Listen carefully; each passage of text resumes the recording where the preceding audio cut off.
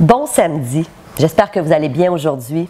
Aujourd'hui, ça va être la chronique inspirante de Stéphanie et je vais vous lire un courriel que j'ai reçu de Luce qui vient de Paris. Mais avant tout, je veux vous dire qu'à la fin de cette chronique, je vais faire un tirage, donc je vais procéder à un tirage pour une web diffusion que je vais offrir dans à peu près une semaine et demie qui s'appelle « Êtes-vous funambule ou acrobate ?» Donc c'est une web diffusion dans laquelle pendant 1 heure, je vais vous partager des stratégies pour avoir une vie plus équilibrée, pour apprendre à concilier votre vie personnelle et professionnelle. Donc restez jusqu'à la fin. À la fin, je vais avoir une question que je vais vous poser et vous pourrez aller y répondre et vous méritez la chance de gagner cette heure de formation que vous pourrez suivre évidemment dans le confort de votre foyer, mais je vais en parler tantôt. Alors, Luce qui m'a écrit de Paris et ça m'a beaucoup touché le courriel de Luce. Alors, je prends 1 minute pour vous le lire et ensuite, vous allez voir, je vais revenir sur les 3 stratégies dont Luce fait référence dans son courriel. Alors, Luce m'a écrit « Je t'écris aujourd'hui, Stéphanie, pour te dire merci pour tes chroniques et aussi pour te dire que depuis que j'écoute tes vidéos, j'ai pris l'engagement de rayonner sur les gens de mon entourage. » Elle me dit « Ici à Paris, la vie va vite. Les gens sont en général très stressés et le taux de burn-out est excessivement élevé. » Elle dit « De mon côté, j'ai pris la décision il y a 1 an de ne plus embarquer dans ce style de vie effréné où j'étais continuellement impatiente, irritée, épuisée et hyper stressée. J'ai décidé que mon entourage, plus particulièrement mes 2 filles et mon mari, méritaient respectivement une mère et une épouse plus calmes, plus sereine et plus zen. J'ai appliqué 3 trucs dont tu parles d'ailleurs dans ton défi 22 jours. Premier truc, j'ai appris à dire non. Mon 2e truc que j'ai instauré dans ma vie, j'ai cessé de vouloir plaire à tout le monde. Elle dit, je voulais toujours être parfaite et pour moi, ça me mettait énormément de pression. Et elle dit, 3e, j'ai commencé à méditer. Elle dit, ces nouveaux comportements que j'ai intégrés dans ma vie ont littéralement changé mon attitude au quotidien. Je suis beaucoup plus calme et j'ai beaucoup plus de plaisir. J'imagine que c'est ce qu'on appelle le lâcher-prise. Merci du fond du cœur, Stéphanie. Tu m'as drastiquement aidé à améliorer ma vie. Alors, d'une part, je veux dire merci à Luce. Ça me fait toujours plaisir de lire des courriels comme ça de personnes qui me disent que j'ai peut-être pu un petit peu les aider, mais vous savez, en même temps, il faut réaliser que Luce, elle a décidé d'instaurer ces 3 nouveaux comportements dans sa vie et ça me tentait de revenir aujourd'hui sur les 3 comportements. Luce nous dit, tout d'abord, j'ai appris à dire non. Et honnêtement, c'est vrai que j'en parle dans le défi. D'ailleurs, si vous n'avez pas fait mon défi, allez vous inscrire sur défi22jours.com. C'est tout à fait gratuit. Pendant 22 jours, vous allez recevoir une courte vidéo le matin d'environ 5-6 minutes dans laquelle je vous partage justement des outils pour équilibrer votre vie. Et il y a effectivement une journée où je parle d'apprendre à dire non. C'est-tu important d'être capable de s'écouter, d'écouter nos limites, d'écouter nos besoins? Et très souvent, les gens qui n'ont pas appris à dire non vont trop souvent faire passer les besoins des autres avant leurs propres besoins. Donc, si vous vous reconnaissez aujourd'hui, si vous dites, c'est vrai, moi, là, c'est pas facile pour moi de dire non, c'est un défi. À chaque fois que je dis non, je me sens coupable, je me sens mal, j'ai ma petite cassette intérieure qui dit, t'es donc pas correct, les gens t'aimeront pas, parce que c'est ça aussi, hein, on veut se faire aimer. C'est pour ça souvent qu'on dit oui.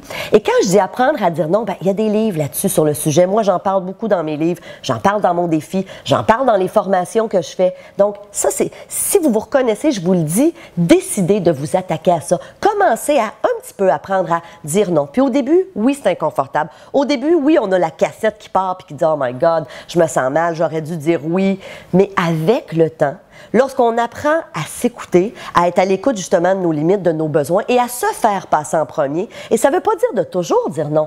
Il y a des fois où on dit oui puis ça nous fait plaisir. Mais sachez une chose, quand vous dites non, mais qu'après ça vous le regrettez en vous disant « Oh, ça ne me tente pas, j'aurais dû être capable de dire non. » Bien, la réalité, c'est que vous auriez avantage à développer cette habileté-là. Alors ça, c'est une chose, et veut pas, vous allez drastiquement diminuer votre courbe de stress si vous êtes capable de dire non. Je reviens sur le 2e comportement que Luce nous dit avoir intégré dans sa vie. Elle dit, j'ai voulu arrêter de cesser de plaire à tout le monde. Et c'est-tu vrai, ça? Moi, j'en parle dans mes livres, dans le défi aussi, comme étant apprendre à arrêter d'être perfectionniste. La perfection, si vous êtes perfectionniste, et je sais qu'il y a des gens qui m'écoutent et que vous vous dites, My God, oui, Stéphanie, je suis tellement perfectionniste, je veux tellement toujours agir parfaitement, je veux être une mère parfaite, une épouse parfaite, une employée parfaite, une patronne parfaite. La perfection, ça n'existe pas. La perfection, c'est de courir après quelque chose que vous n'atteindrez jamais. Pourquoi? Parce que je le dis souvent, c'est quelque chose de relatif. Ce qui est parfait pour moi ne l'est pas nécessairement pour vous. Ce qui est parfait pour votre patron ne l'est pas nécessairement pour un autre patron. Donc, moi, je dis tout le temps aux gens, donne ton 100%.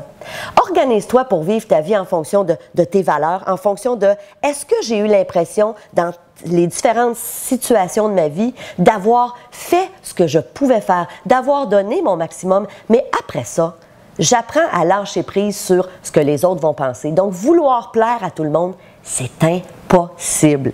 Encore là, si vous vous reconnaissez, si vous vous dites « oui, je suis perfectionniste », puis « oui, ça m'a amené des situations anxiogènes dans ma vie qui m'ont stressé », décidez de vous attaquer à ce perfectionnisme à outrance que vous avez peut-être et qui, évidemment, vous amène à vivre beaucoup de stress. Parce que de toujours vouloir être parfaite, on s'en met énormément sur les épaules. Et je dis parfaite, mais il y a aussi des hommes qui sont perfectionnistes. Alors, je m'adresse autant aux hommes qu'aux femmes.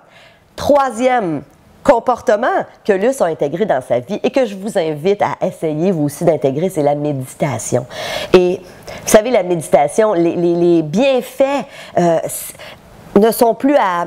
Il n'y a pas de contestation là-dessus. On sait aujourd'hui, il y a plein d'études qui sont venues prouver que 20 minutes de méditation, pas de médication, mais de méditation par jour ont des effets extraordinaires. On est capable de voir que ça fait travailler certaines zones du cerveau qui nous aident à gérer nos émotions, qui nous aident à drastiquement diminuer notre courbe de stress, qui nous aident à être en mesure justement de moins vivre de colère, d'impatience, d'irritation. Wow! Tout ça pour 20 minutes de méditation. Alors, essayez d'intégrer ça. Et dans quelques semaines, je vais vous parler d'ailleurs d'un livre que je suis en train de lire. Je n'ai pas terminé de le lire. C'est le livre du moine bouddhiste Matthieu Ricard. Donc, dans quelques semaines, là, je vais vous en parler. Mais évidemment, Matthieu Ricard parle beaucoup de méditation, de ses bienfaits.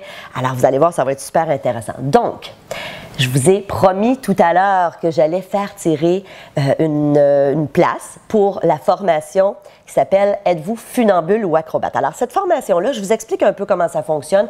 C'est une formation qui est en ligne. Alors que vous soyez ici au Québec, au Canada, en Europe, n'importe où dans la francophonie mondiale, vous n'avez pas besoin de vous déplacer. Vous écoutez ça en direct de votre domicile ou de votre bureau. Alors, vous pouvez l'écouter soit en direct. Alors, ça va avoir lieu le 14 octobre. C'est à 14 h pour les gens du Québec et du Canada et à 20 h pour les gens de l'Europe. Alors, vous allez de chez vous, vous allez avoir un accès et vous allez pouvoir m'écouter pendant plus d'1 heure, soit en direct. Si vous n'êtes pas libre en direct, on va vous envoyer 48 heures après un lien pour pouvoir écouter cette formation-là. Qu'est-ce que je vais vous apprendre dans cette formation-là? Plein d'outils. Évidemment, parce que ça s'appelle « Êtes-vous funambule ou acrobate ?» Donc, comment apprendre à concilier votre vie professionnelle? Je vais justement vous donner des outils pour vous défaire de votre perfectionnisme, pour apprendre à dire non, on va en parler. Mais on va aussi parler de reprioriser, de remettre de l'ordre un peu dans qu'est-ce qui est important pour nous, qu'est-ce qui est important pour moi dans ma vie, où est-ce que je veux investir mon temps pour arrêter justement de toujours courir. On va apprendre à justement être un peu plus focus. Donc, je vais vous donner quelques petits outils pour, revoir vos priorités, mais ensuite, vous assurer de garder le focus, garder le cap sur ce qui est important pour vous. Donc, plus d'1 heure de matériel super intéressant. Donc, pour participer au tirage, c'est simple, je vais vous demander d'aller dans ma page Facebook. Donc, si vous n'êtes pas ami avec moi, il faut être mon ami. Et vous allez répondre à la question suivante. Parmi les 3 outils dont je vous ai parlé aujourd'hui, fait que ça implique que vous avez dû écouter ma chronique, lequel est-ce que vous avez avantage à travailler? Parmi les 3 outils que j'ai parlé aujourd'hui dans la chronique, lequel est-ce que vous auriez avantage à travailler, à instaurer un petit peu plus dans votre vie pour justement rééquilibrer votre vie, mieux concilier votre vie personnelle et professionnelle? Donc, vous allez aller sur ma page Facebook, vous allez voir, il y a un endroit où vous pourrez écrire qu'est-ce que vous devez travailler. Et en attendant, je vous le dis, si ça vous interpelle, cette formation-là, prenez l'information, elle est au bas de la chronique ici. Vous pouvez vous inscrire, c'est 57 $, donc c'est vraiment, je vous le dis, c'est de l'argent bien investi si ces sujets-là vous touchent.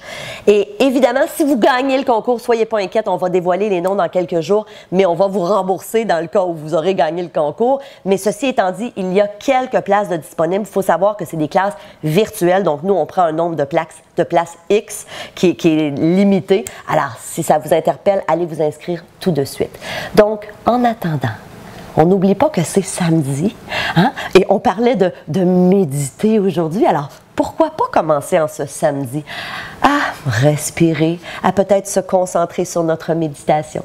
Alors, je vous dis bonne journée, bon samedi, profitez de la vie et on se voit mercredi.